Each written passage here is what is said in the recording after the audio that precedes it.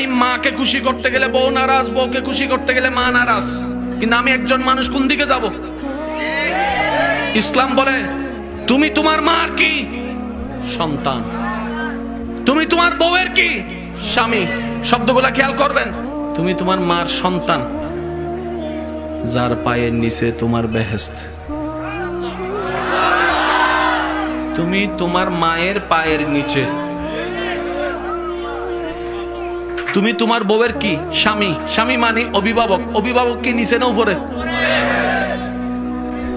মায়ের পায়ের নিচে তুমি, আর বউ তোমাকে মাথার উপর রেখেছে, কারণ তুমি বউয়ের অভিভাবক। তো উপরওয়ালা তো নিচের ওয়ালার মতো হয় না, নিচের ওয়ালা তো উপরওয়ালার মতো হয় না। এবার সে বলে আমি করব কি? বলে যে শুনো, তুমি মাকে মাথায় রাখো, বউকে বুকে রাখো।